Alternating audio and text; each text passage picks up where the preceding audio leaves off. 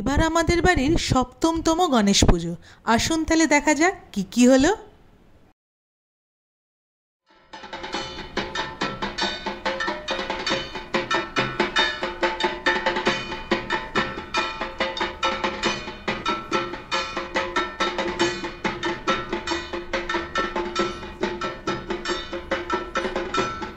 প্রতি বছর গণেশ মূর্তি আমার বাবা সেই কুমোরটুলি থেকেই চাই, তাই প্রতি বছরই বাবাকে বগল দাবা করে আমি পৌঁছে যাই। এই যে এত ভোগ দেখছো, প্রতিবারই ভাবি নিজে হাতে বানিয়ে দেব বাবাকে ভোগ, কিন্তু তা আর হয় না। তাই কেনা খাবারই আমরা বাবাকে সামর্থ্য মতো দিই, লাড্ডু মোদক যা যা উনি খেতে ভালোবাসেন আর কি।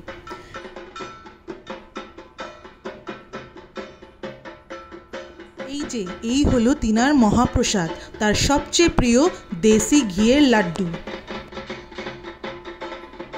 তবে এবছর সিংহাসনে স্থান পেয়েছেন আমাদের ঘরের সেই ছোট্ট গোপু সোনা। এই যে সোনার রিসলেটটি হাতে দেখছেন, এবছর আমি গড়িয়ে দিয়েছি। দু হাতের দুটো রিসলেট এবং সোনারটি এই অবধি করতে পেরেছি। আগামী দিনে ইচ্ছা আছে আরও কিছু সোনার গয়না গড়িয়ে দেওয়ার, তবে সবই বাবার ইচ্ছা।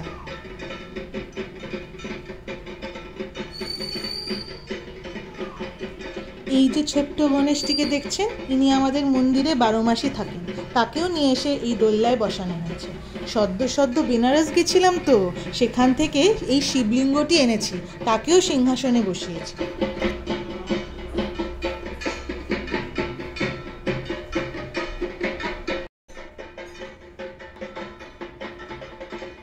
সকলেই জানেন, গণেশ চতুর্থীতে গণেশ ঠাকুরকে বাড়িতে স্থাপনা করলে সাধারণত বেজোড় সংখ্যক দিন রাখতে হয়। আমরা বরাবরই 3 দিনই রেখে এসেছি। পুজোর দিন কিছু কাছের মানুষেরা বাড়িতে এসে আমাদের অনুষ্ঠানটাকে আরো আনন্দময় করে তুলেছিল। এই যে আমার মা, এভারগ্রিন, তার বয়স কখনো বাড়েই না। সবসময় যখনই বয়স জিজ্ঞেস করি, থাক আর বললাম না।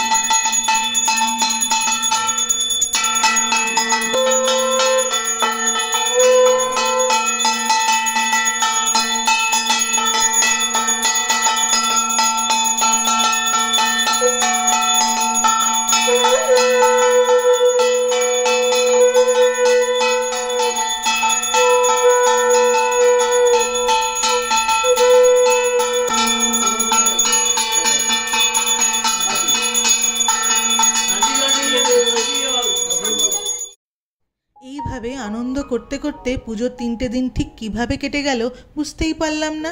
এবার সেই সব থেকে খারাপ সময়, বাবাকে তো বিদায় দিতে হবে।